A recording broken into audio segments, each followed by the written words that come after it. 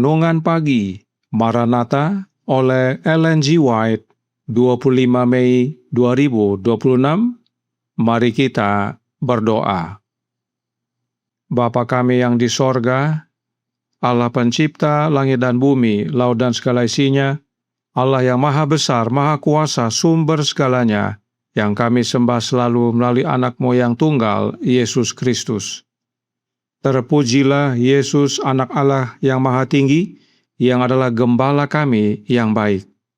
Pada pagi hari ini kami bersyukur boleh bangun dan berbakti, dan sebagaimana membaca dan mendengarkan nasihat firman-Mu, kiranya ini menjadi pertobatan bagi kami semua agar menerima kuasa Kristus dalam hati dan mengizinkan Kristus memimpin kami sehingga keadaan moral kami tidak jatuh. Beserta kami sepanjang perbaktian ini kehendak-Mu yang jadi, ampun kami akan dosa dan salah, karena kami berdoa hanya dalam nama anak Allah yang tunggal, Yesus Kristus, yang adalah Tuhan dan Juru Selamat kami. Amin. Renungan hari ini akan dibacakan oleh Ibu Connie Wentuk.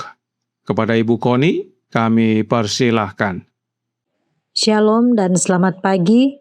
Bacaan Renungan Pagi 25 Mei 2026 diambil dari buku Maranatha oleh Ellen G. White dengan judul Keadaan Moral yang Rendah.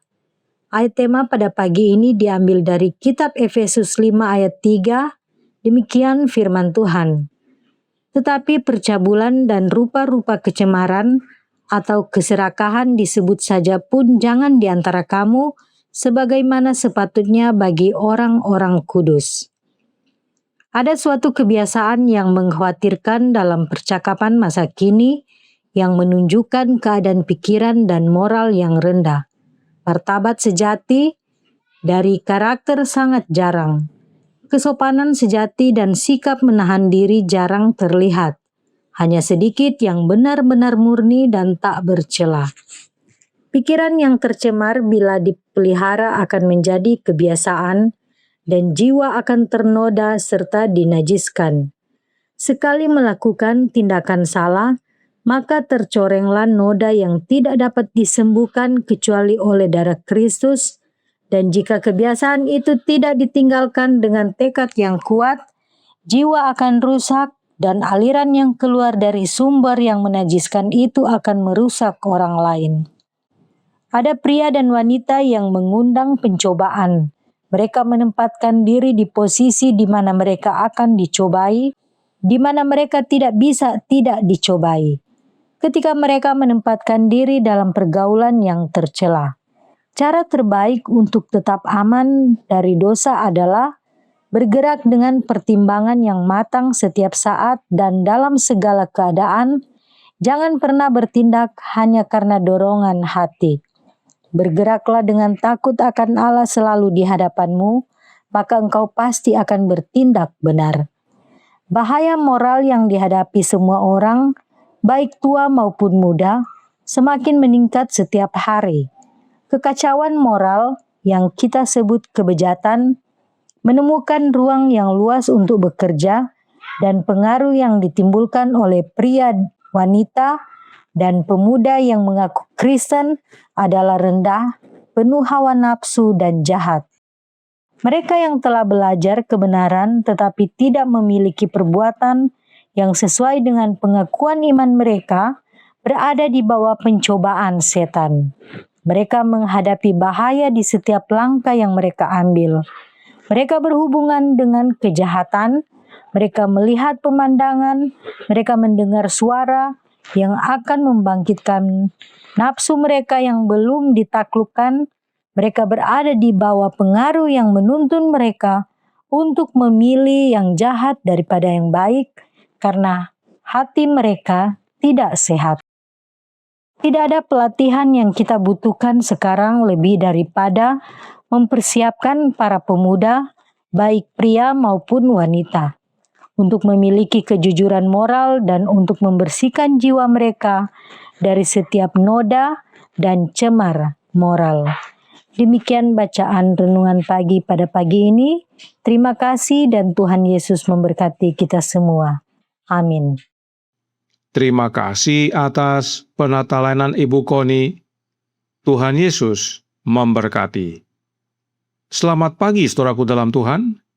Tentang keadaan moral yang rendah, Roh Nubuat berkata dalam suratnya nomor 26D tahun 1887 paragraf 7 yang berbunyi, Setan sedang melakukan upaya yang sangat lihai untuk melibatkan pria dan wanita yang sudah menikah, serta anak-anak dan kaum muda dalam praktek-praktek yang tidak murni.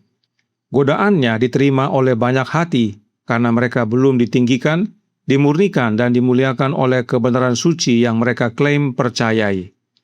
Tidak sedikit yang berpikiran rendah dan hina, serta berbicara dan bertingkah laku yang buruk, sehingga ketika godaan setan datang, mereka tidak memiliki kekuatan moral untuk menolaknya dan mudah menjadi mangsa melakukan perzinahan.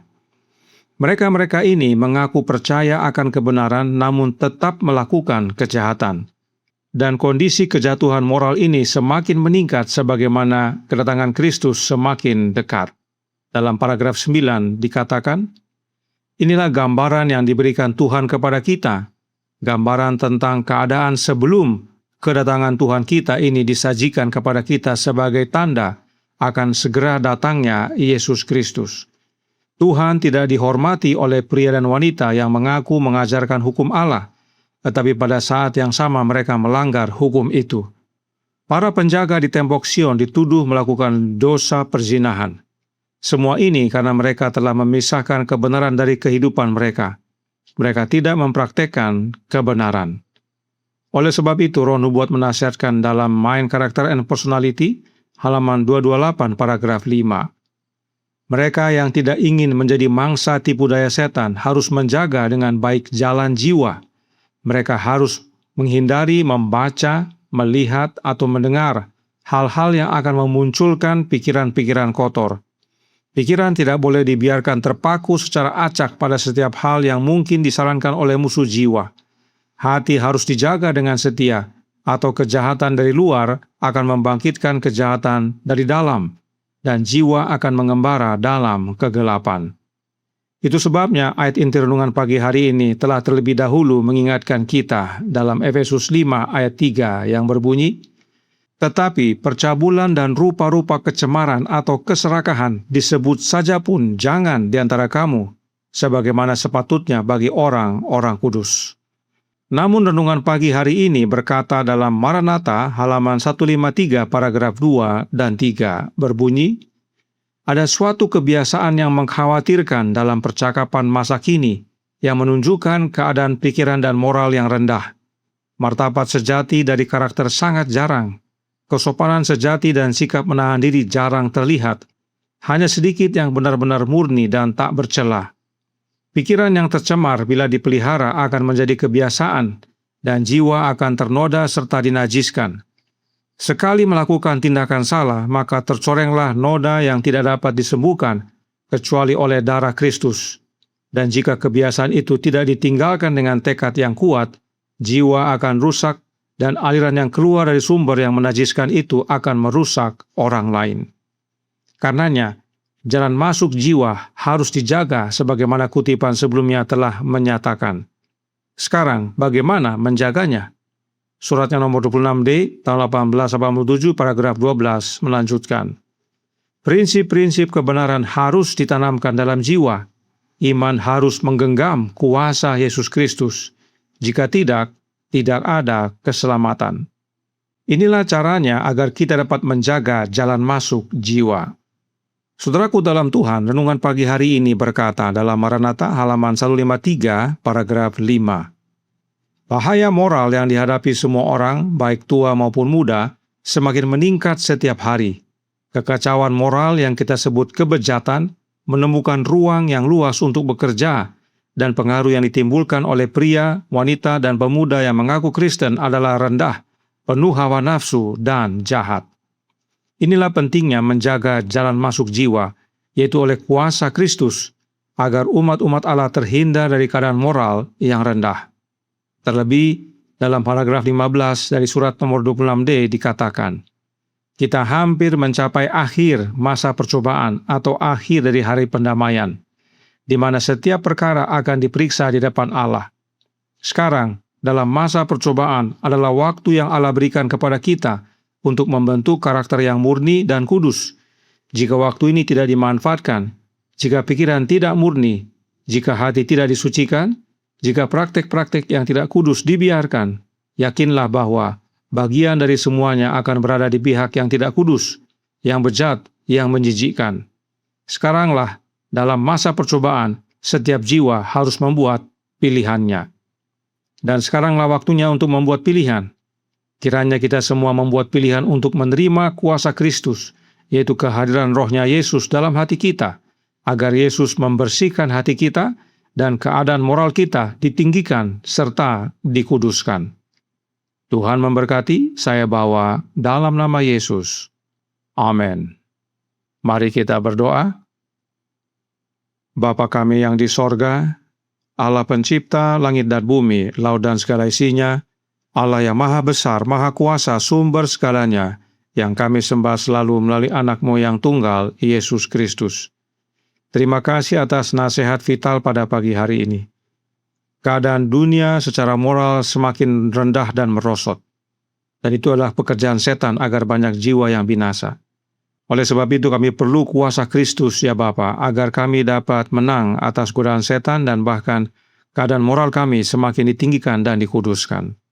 Karenanya tolong kami ya Bapa, karuniakanlah roh anak-Mu dalam hati ini, sebab hanya dengan menerima kehadiran Kristus dalam hati kami, maka jalan masuk jiwa dapat dijaga, dan hal-hal yang jahat di luar tidak mengganggu akan kehidupan kami, dan kehidupan kami hari demi hari diubahkan oleh Kristus, sehingga semakin serupa dengan Dia.